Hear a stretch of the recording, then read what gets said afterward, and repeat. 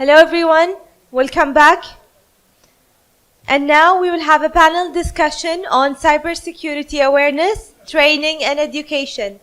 The panel guests are Engineer Ali Khalid from CBK, Mr. Bilal Sheikh from Palo Alto Networks, and also Mr. Mohammed Al-Jouan, a board member from the Kuwait Economic Society, also Ms. Wafa Al-Sarraf from the Ministry of Higher Education, and Ms. Chambrella McLaren from the US Army. And the session will be moderated with Dr. Dari Al-Hwail, the Acting Assistant VP for... Bismillah ar-Rahman ar-Rahim. So thank you all for joining us and coming back from the break. I know it's the most difficult thing to come back after a break. Inshallah, we'll try to make this session as interactive as possible. Mr. Mohammed Al-Jouan had a little bit of car trouble, so he'll be joining us, and hence we have his seat is available. What we wanted to highlight, and all the fantastic speakers with us, each of you come with a different hat, right? Whether it's the private sector, whether it's the public sector, or the preparing our workforce, right, from the education and scholarships perspective, or even an educational perspective, but from an international point of view. So I think we have a really good variety and a really good mix. So I'd maybe kick it off with my first question, right? But from your points of view and what you've seen, what are the main challenges, right, when it comes for us to preparing the workforce when it comes to cybersecurity?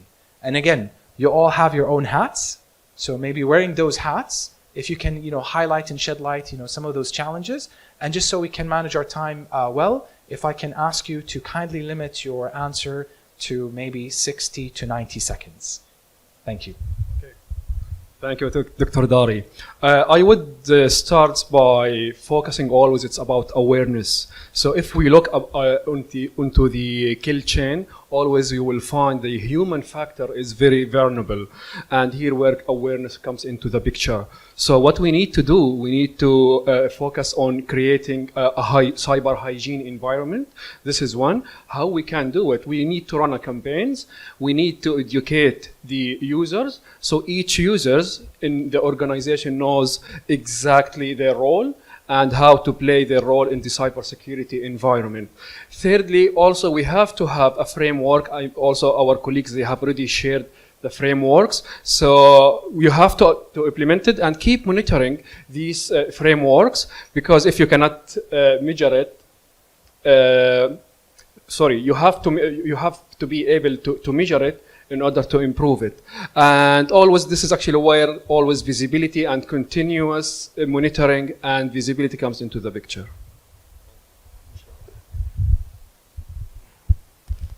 Yeah, thank you so much, Dr. Dari. This is Ali Khalid, CISO of the Central Bank of Kuwait. Now, this is basically a key question and a key challenge that I will be talking in my presentation after the panel. The challenges that we have faced at the central bank is twofold. One is that we are receiving graduates when we announce for hiring. However, these graduates are not fully aligned with what we want, although they have bachelor degrees or master degrees. They are not aligned to cybersecurity. So you have to take them and you have to align them, and it takes around a year or 2 years, probably 12 months to 18 months to 24 months to align people to the program or to the position that we want to hire them for. This is one issue. A second issue is that good people in cybersecurity, they are easily hunted. They are easily headhunted, which in the government sector, we cannot match the packages that is being offered by the private sector, whether you're talking about اللي هو banking, whether you are talking about oil sector, or whether you are talking about also other international companies as well. Some people were in Kuwait and then they left because they had packages and they had offers internationally. So this is really really a challenge on that. Now, how do we solve this? We have some initiatives that we will be taking, that we took and we will be taking as well, in terms of the engagement with academia, in terms of engagement with the public as well. We have several public training program, which is the cyber security leaders, which we started in 2018 and 2019, and we are launching the third batch in 2022, this year, by end of summer, inshallah. So I'll be talking about this in my speech, inshallah, because this is a key challenge to us as a government entity and as a regulator for a vibrant and important sector in Kuwait. Yes. Assalamu alaikum. This is Wafa Al-Sarraf, Director of Scholarship Department in the Ministry of Higher Education. As you all know, that Ministry of Higher Education has an aim. The aim is achieving the strategy of Kuwait market and the needs of Kuwait market with accordance of civil service and the private sectors, and also assisting us, the cultural attaches in outside Kuwait. That's why since 1920, Ministry of Higher Education has started to dispatch Kuwaiti students to study in UK and United States of America, Australia, New Zealand, and Canada, cybersecurity, which is cybersecurity. It's not a field of itself. It comes under computer science sometimes, or it comes under computer engineering. It depends on the college itself and the country itself. So from 1920, we dispatched 141 students. Of course, this is not our goal, or this is not our aim. We are looking to increase students because, you know, this is, I think it's a new field of study for students. They don't know what's cybersecurity. And I think this panel or this discussion is really helps our students if we can participate in other fairs or other exhibitions to help students to know what is it cybersecurity and what do they work after their graduation. This is our goal in the Ministry of Higher Education. Thank you so much. Chief Warrant Officer to McClendon here, and I can pretty much wrap up everything they said in one word, and that one word would be incentives.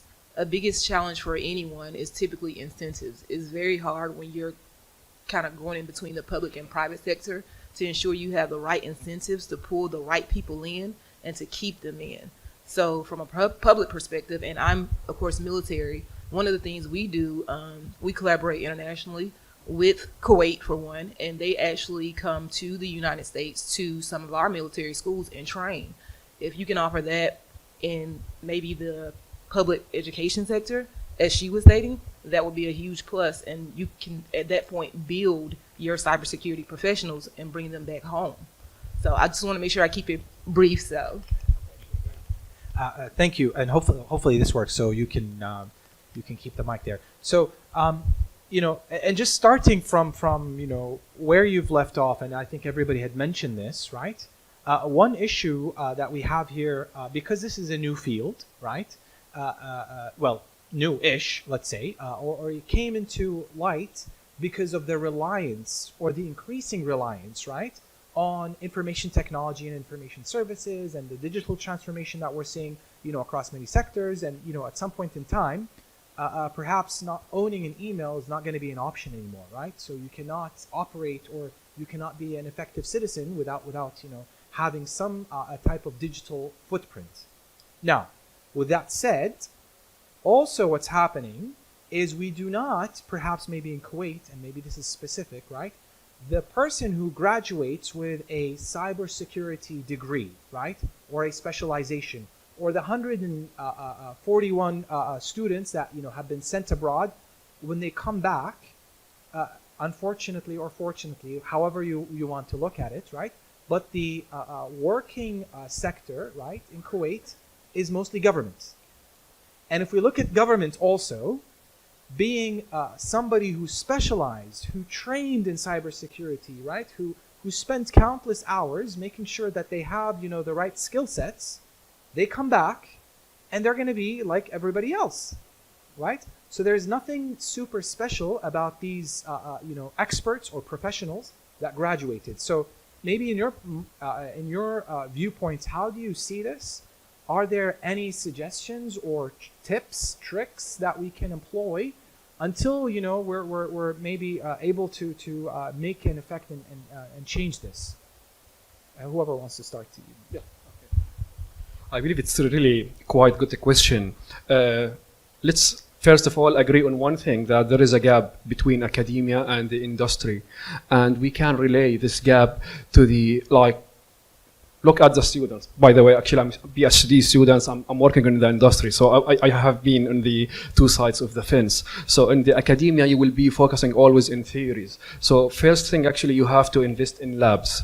This is one. Two, also there should be a collaboration between the industry. Like if, for example, we have detected malware, and after we have done all the forensic analysis, our incident response, we have to collect all these artifacts and feed it back to the uni.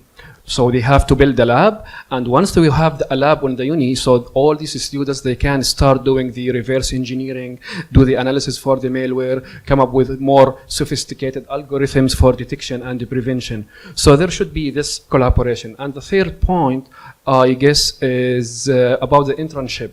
So I believe now maybe you have to consider at least maybe one semester or two. So all these students at the maybe fourth or fifth year to go for companies, work in the industry, see exactly, because seeing is believing. Once you are seeing and practicing, you will develop more skills rather than to be everything is theoretically and just certification in your resume. But maybe Engineer Ali is going to answer, but Bilal, you didn't answer us, right? So we're still not there yet.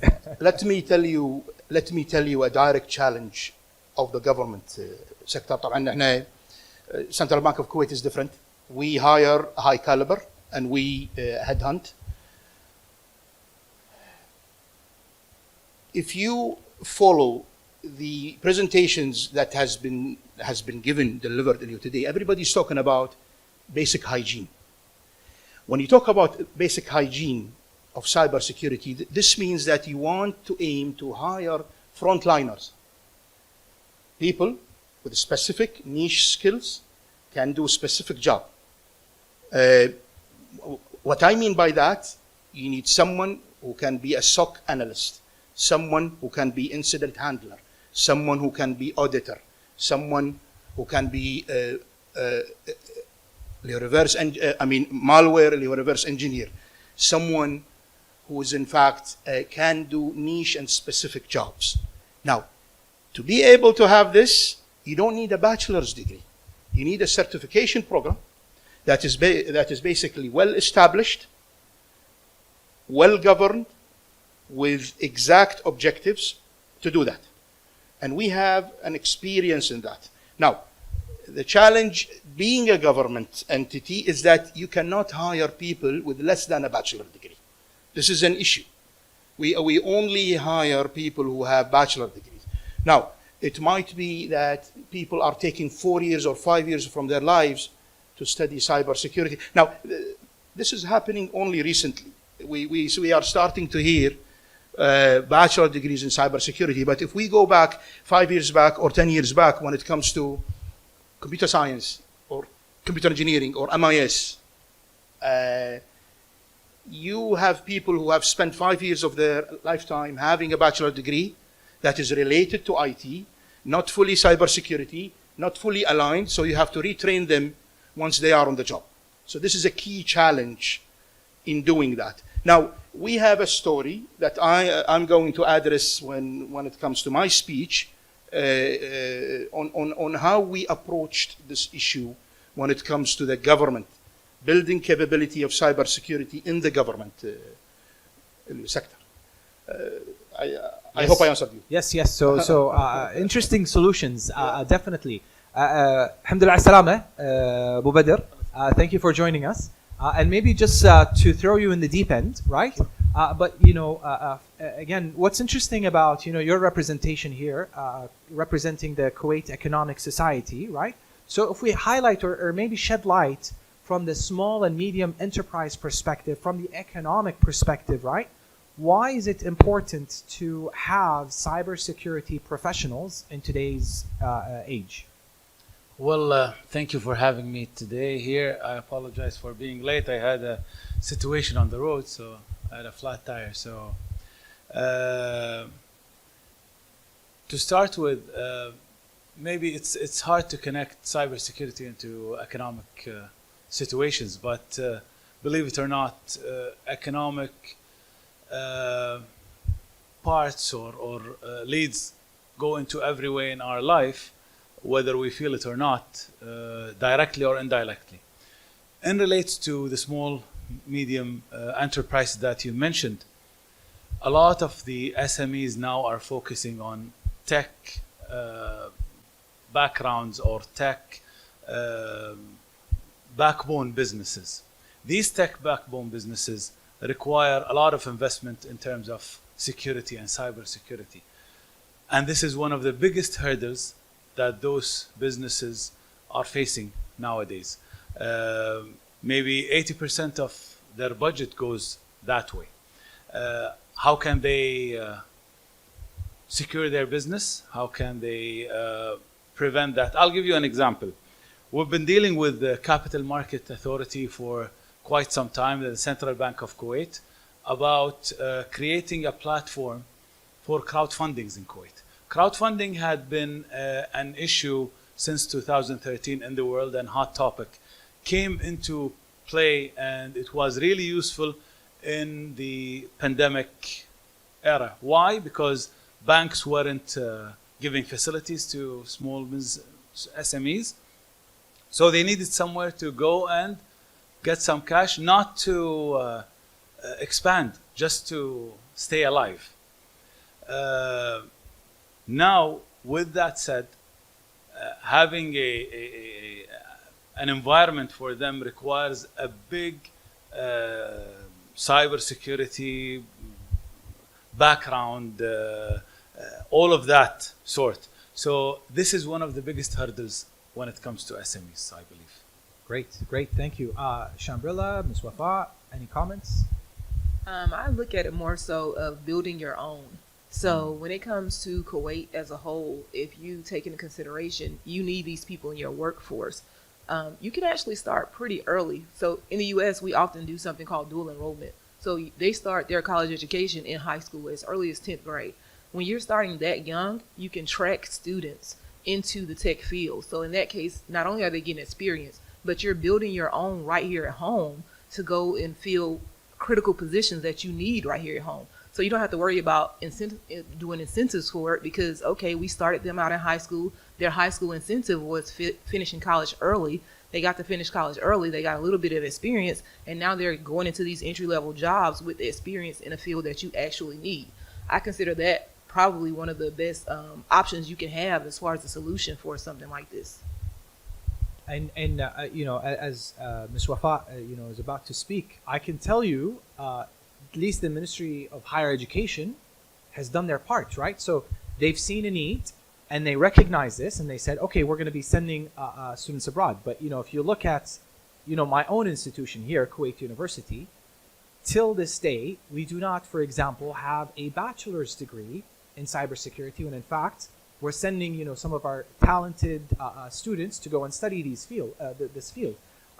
We only have, a handful of departments that, depending on the program, it could this course or a couple of courses could be either mandatory, right, which is very, very few so far, or they could be optional. So we might hit some people so they get the exposure, we may not. The only program that I'm aware of, right, that has a dedicated path, again, not to speak highly of my department, but it's the program that we offer with a clear track at the graduate level and only open to those that specialized in information technology related types of fields. So maybe this is also limiting, right? What about the other folks that may have this experience and whatnot? That's what I want to clarify. I think graduate students who are majoring in technology, information, and computer science, and even the computer engineering, I think they have to be well trained by their work sectors or their jobs. I think they should be trained very well to reach or to hit the top or maybe the needs of cybersecurity information or protecting. What is cybersecurity? It is protecting our smartphones and protecting our instruments, and the technological things. And I think also what you have mentioned in the beginning, that cyber graduates, they can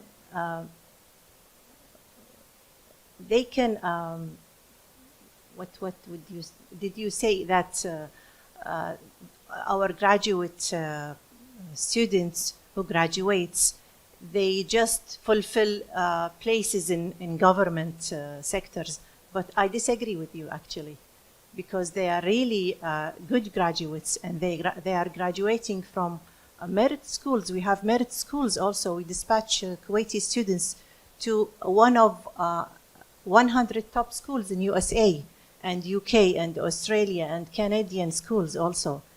I think they are very smart to reach what's the needs of cybersecurity field in Kuwait. And let me clarify, Ms. Wafa. So I'm proud and fortunate to be one of these merit graduates. Thanks to my beloved country and everybody that helped. I guess what I meant is some of these graduates that go to the top schools, right? When they come back, they're not going to be any different, and it's even with their specialization. حتى في تخصصهم يرجع في مبرمج أو محلل نظم مهندس كمبيوتر، ولكن هذا الشخص اللي تخرج من برا في الأمن السيبراني in cybersecurity, they're going to come back with the same مسمى وظيفي. This is the issue that we're facing. I know it's not something we're pushing. I know the وزارة التعليم العالي is pushing also. We need to keep pushing, right? So we can have this distinction. Yes, it is a concern it is a concern of Civil Service Committee. They have to change the job descriptions of these graduate people or graduate students. But I think this is the responsibility of these graduates. People who graduate from cybersecurity to develop. Sure. I think that. Sure. I have a comment. I'll join the challenge with Mr. Muhammad's comment. Now, as a regulator, if you do regulation right, you open up new markets, and I'll tell you from our experience what we have seen on that. When we issued our cybersecurity framework in 2020, it is applied or it is imposed on everybody.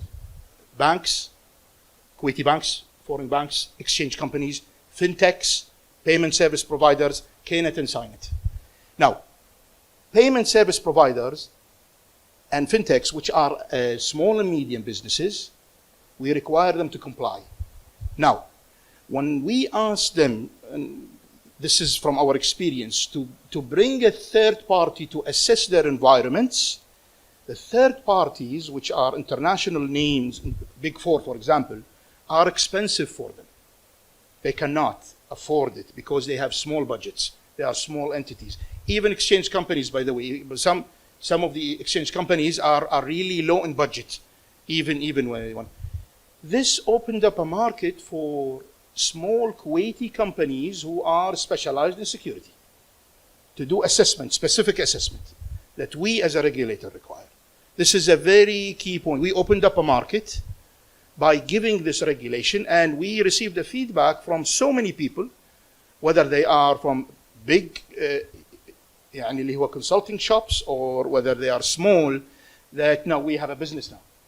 We have a business now to assess small companies that cannot afford to pay high price, high value for big companies to assess them to comply with the regulator.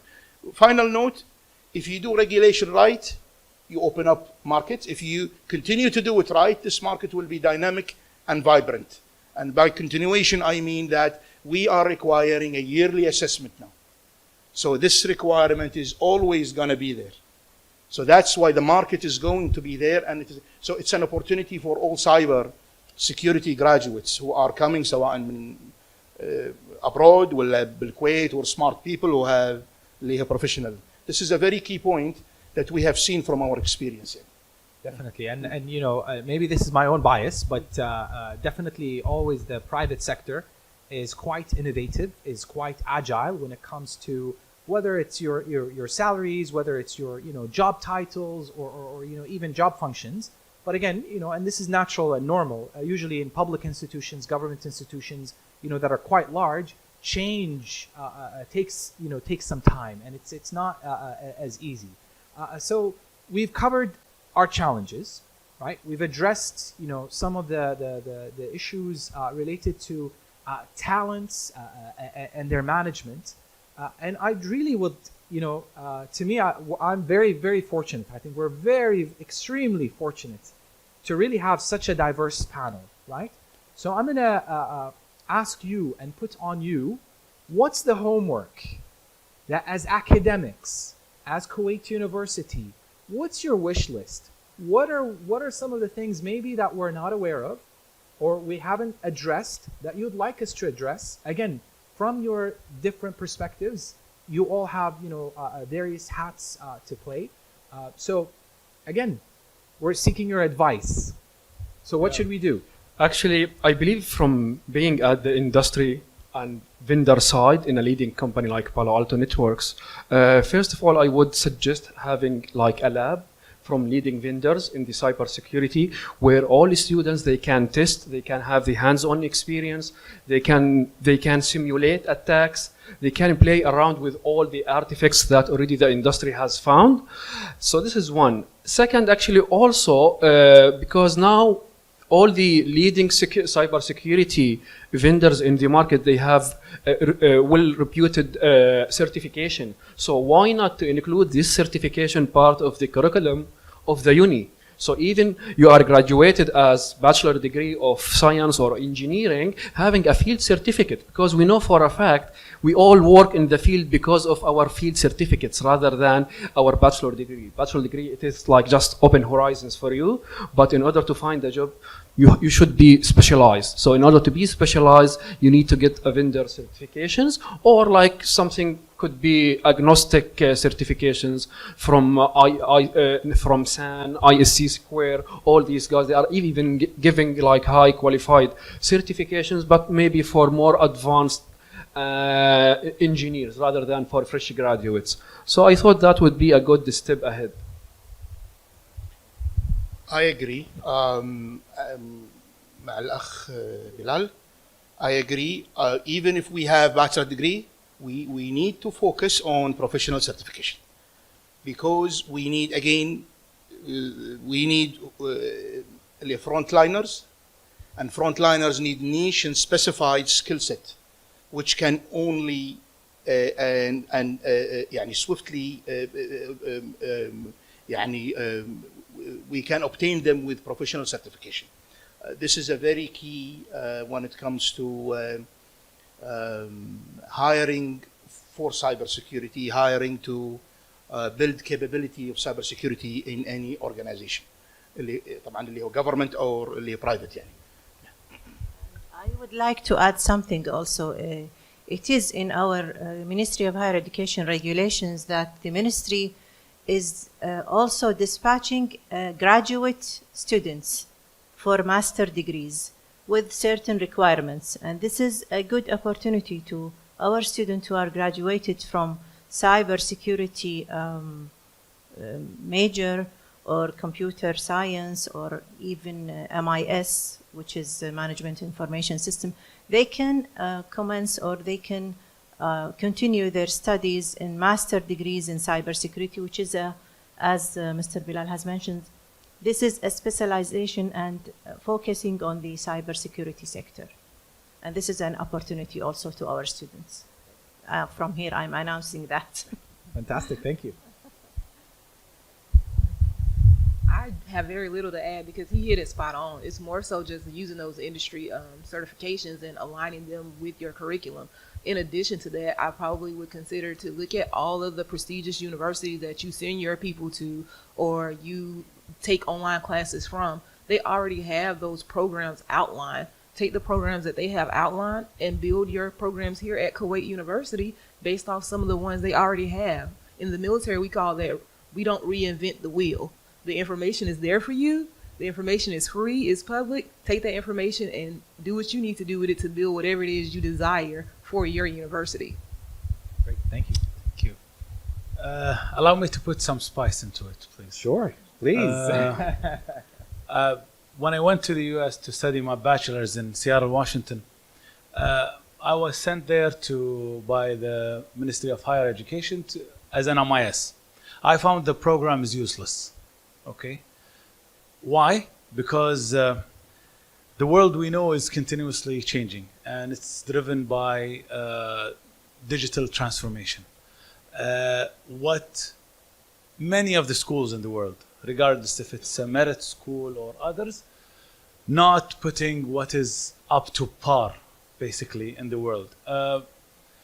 The problem with, I'm going to give you some key highlights that stopped me when I was preparing for this beautiful panel.